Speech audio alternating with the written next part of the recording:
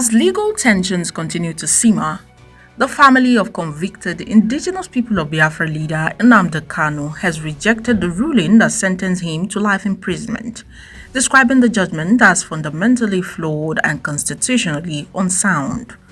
In a strongly worded statement signed by Emmanuel Kanu and issued on behalf of the Oku Kanu family, they said they were speaking with heavy hearts but absolute clarity, insisting that the decision delivered by Justice James Omotosho of the Federal High Court in Abuja fell short of constitutional standards. The family recalled that during the trial, several legal issues were raised, particularly Section 36, subsection 12 of the 1999 Constitution, which states that no citizen can be convicted for an offense not clearly defined under a written law in force at the time. They argue that Supreme Court precedents had already settled this principle beyond debate.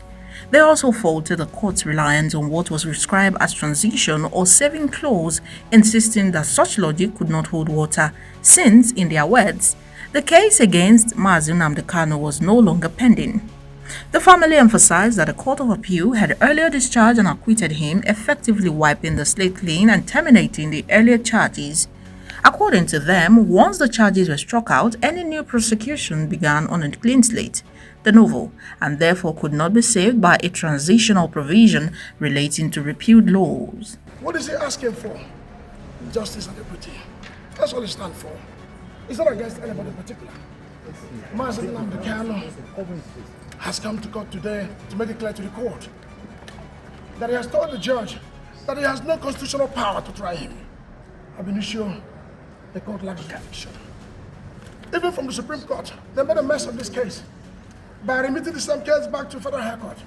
That is called double jeopardy in law.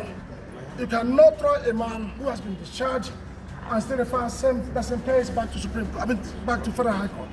What for? If they had brought in new charges, perhaps we'll understand. But how would you explain the outburst in court? It's a natural thing to happen because Omotosho is not willing to listen, he's not willing to obey the Constitution, he's not willing to obey the Supreme Court orders. So what is Mazi Nnamdi doing in court in the first place? Furthermore, the family invoked Section 36 of the Constitution, arguing that every Nigerian has the right to be tried only under subsisting laws to know the precise charges against them, and never to be convicted under repealed or defunct legislation. They stressed that these provisions stand at the very apex of legal authority and cannot be overridden by any statute, judge, or agency interpretation. In a parting shot, the family said the Constitution must remain the North Star guiding judicial process, insisting that no statute can override the Constitution and no judge can override the Supreme Court. This reaction follows Thursday's judgment in which the Federal High Court sentenced the IPOB leader to life imprisonment, reigniting legal debate and political conversation around one of Nigeria's most heated and symbolic court cases.